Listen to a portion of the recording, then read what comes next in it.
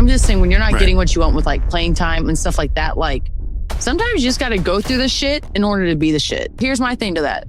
If you're going to talk shit, then back it up. Then you have nothing to worry about. Well, yeah, that's what I'm saying is you guys would try to back it up in the handshake line.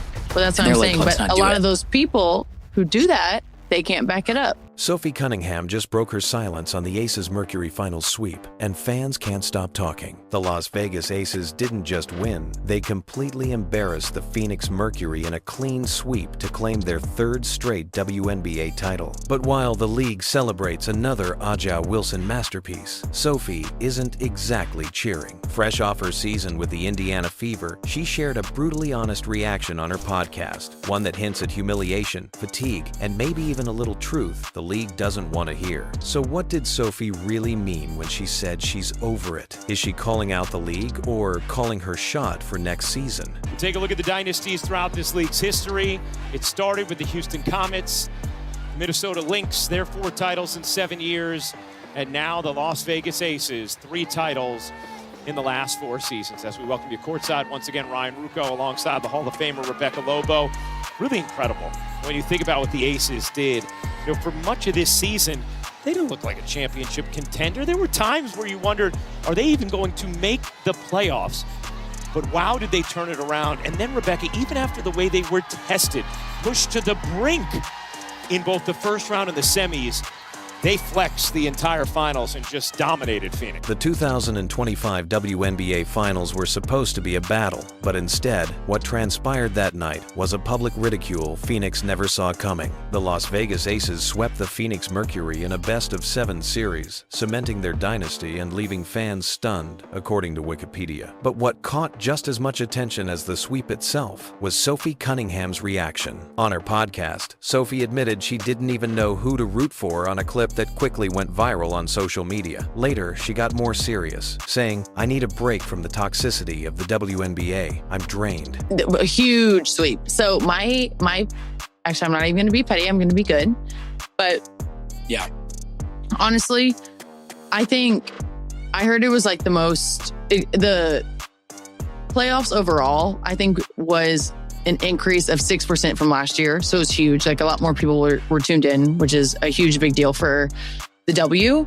I do know that the Aces ride from like losing so much and then winning like 16 or 17 in a row and then like overcoming so many obstacles and then sweeping Phoenix is insane. That hit differently coming from her. Sophie spent 6 full seasons with Phoenix before her trade to Indiana, so hearing her sound detached from her former team really surprised fans. Her neutral tone, half amusement, half exhaustion, said a lot about how mentally taxing the season had been. Behind her calm smile is a truth every player knows too well. Sometimes you love the game, but you need a break from it. So what's really behind that mix of detachment and amusement? Kindly hit like and subscribe as we move on to the craziest part of the story. That makes you guys look even better. Well, I heard for putting up a dog fight. Yeah, I haven't really researched this, so I could be completely wrong on this, but I did hear that like our games were maybe, I think, viewed more than the finals game, like just our series. That checks out. But I don't know. I think it's fun. The W is, as much as like there's so much drama and there's so much shit going on, it really has been a really cool year of like so many people have been tuned in. The players who are playing their asses off and at the level they are is just a big deal. The 2025 postseason was a big and historic one. According to Reuters, the WNBA playoffs brought in record-breaking numbers, averaging around 1.2 million viewers per game on ESPN, with Game 1 of the finals pulling close to 1.9 million. That's the kind of momentum the league has been chasing for years. But Sophie Cunningham wasn't impressed by the finals hype alone. Sophie pointed out something that got fans thinking, that the Indiana Fever's semifinal series may have actually pulled higher viewership than the finals themselves, as mentioned in Sports Illustrated. Her point wasn't shade toward the Aces or Mercury. It was perspective. For sure. But also not even because of, if we want to talk star power or whatever, but like that your series was way better than the finals also. So like, yeah, if it was a winner take all game 5 and they went to overtime. Like, it makes sense that series, Dude, think like, drew about more this. eyeballs. I was talking about this with a couple people tonight, and it's like a couple calls going our way, we would have been in the finals, which is insane to think about.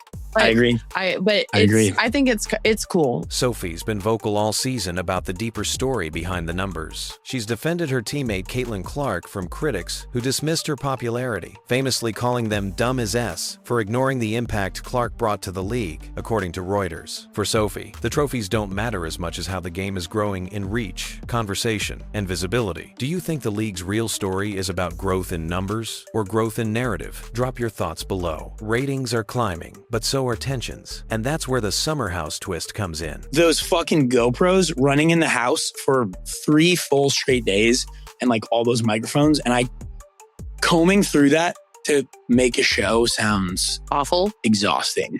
Well, I just feel like on reality TV shows, there's just so much, like so many different routes you could go. Right? So it's like, it's totally based on the person cutting it up of like where they want to take it. When Sophie's podcast co-host, West Wilson, started talking about Summer House, fans didn't expect the details he dropped. He revealed that filming was way more intense than people think. 3 straight days of cameras rolling, with GoPros hidden around the house and microphones tucked into every corner. Everything, he said, was designed to catch people being real, not rehearsed. It wasn't just reality TV gossip. It tied directly to the growing overlap between sports and entertainment. Sophie listened, then admitted something surprising. Producers had actually reached out to her about joining Summer House. She turned it down, explaining that she wanted to focus on her body, her training, and her career instead. Can you kind of... but they're all lovely. Well, that's what I was going to say. Can you like tell those people like what type of like character you kind of want to be? Or like what you're hoping to be? So no. No. Like, our show, again, is so unique because it's not seen. Like, we're not showing up to like film a scene to get points done and then like go home. Like, we show up with our fucking suitcases and are like in this house for 3 days. Yeah. And so if you were gonna try to be produced or act or whatever, it would be exhausting and it would be impossible. Because again, there are cameras on us for 3 straight days. That short exchange said a lot about where Sophie is mentally right now. She's aware that her name carries brand value beyond basketball, podcasting, sponsorships, even TV interest. But she's also aware of the fine line between attention and distraction. It's not just about being an athlete anymore. It's about being a public figure who knows when to step back. Type underrated if you believe athletes are more than their stats. But even with all that off-court talk, Sophie's passion for the game still shines through, especially when it comes to how she sees what's next. And you finished your first year on a new team. Yeah.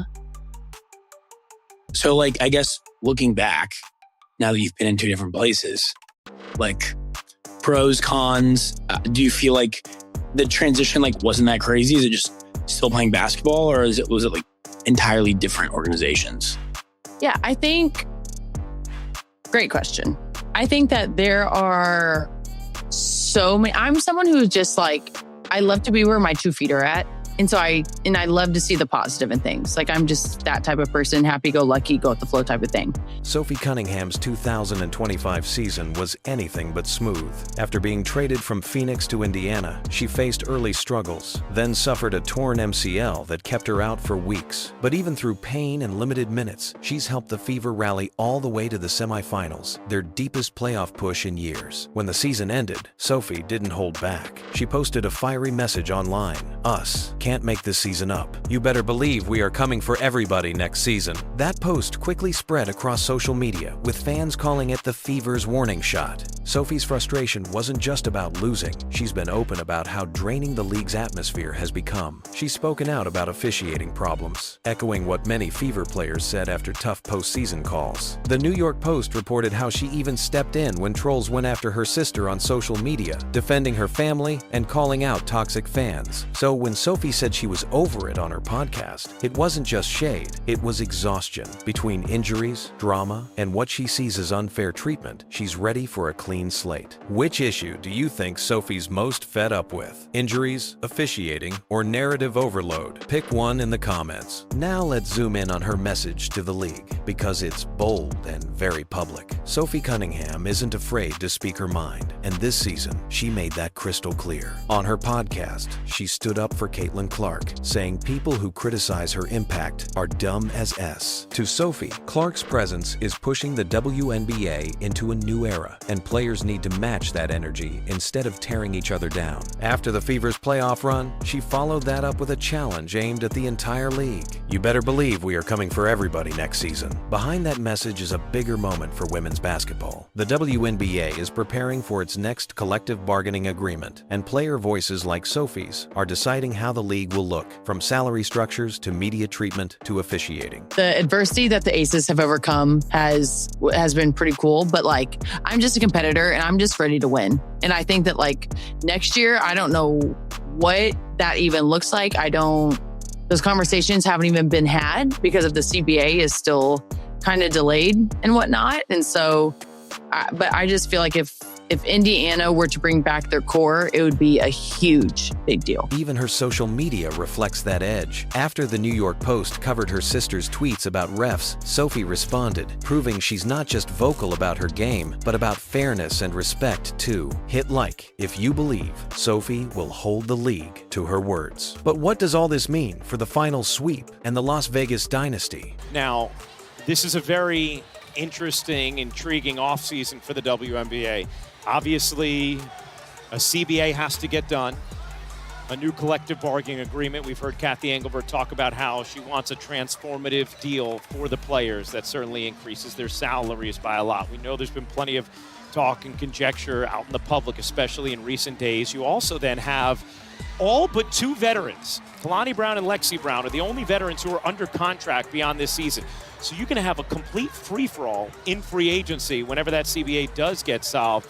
This feels like a landmark offseason in this league's history. The 2025 WNBA Finals ended in familiar fashion, with the Las Vegas Aces lifting the trophy once again. They swept the Phoenix Mercury 4-0, and A'ja Wilson claimed yet another Finals MVP. It was more than a win. And right now, the Aces are still the standard everyone else is chasing. That dominance makes things interesting for players like Sophie Cunningham. While Las Vegas celebrates another title, Sophie is focused on building something new in Indiana. On her podcast, she hinted that even without Caitlin Clark playing at full strength, the Fever's semifinal series drew bigger buzz than the finals. To her, that shows how much the narrative is shifting. Fans are starting to care about more than just the scoreboard. Without question. As exciting as the past couple of seasons have been in terms of on-court action in the WNBA, this will be the most exciting, the most interesting offseason we've ever had because of the layers you just mentioned. Number one, when will the CBA get done? What will it look like once it does? And then where is everybody going to end up? Will there be some teams that look something similar to what they looked like this year? Vegas would be one that you think might. Or are we going to have different, incredibly, the best players in the league could end up in different places next year than where they are now. So this is going to be an off season to keep an eye on in a lot of different ways. Meanwhile, social media is flooded with posts praising the Aces' discipline and chemistry. But others say their control of the league makes it predictable. Type dynasty if you think the Aces are the model every team should follow. Or challenge if you believe someone else, maybe Sophie's Fever, will rise next season. In the middle of all this dominance, Sophie's voice is only getting louder. So what's next for her? And what's next for the league? Sophie Cunningham's story isn't just about basketball anymore. Her reaction to the finals, her off-court growth through podcasts and brand talk, and her bold words to the league show a player turning herself into a voice of change. Like I think COVID kind of stopped all that. And then we just haven't, I think that we all kind of shake hands with people that we are friends with and whatnot. But that is like, I haven't even thought about that. That is a very good. It's probably because they know there's people like you in those lines. And if you have shit with someone, you're going to throw them a bow. All right, well, right in their ribs. Then here's my thing to that. If you're going to talk shit, then back it up. Then you have nothing to worry about. Well, yeah, that's what I'm saying is you guys are trying to back it up in the handshake line. Well, that's what I'm saying. But a lot of those people who do that they can't back it up. She might still be recovering from injury, but her message is clear. She's not sitting quiet and will never. The Aces have set the benchmark with another sweep. Ratings are climbing higher than ever, and players like Sophie are shaping what the next era of the WNBA will sound like. The question now is, will Sophie and the Fever turn talk into action, or will the league's culture shift outpace them? We'd like to have your thoughts in the comments below. Don't forget to subscribe if you haven't already, and we'll see you in the next one.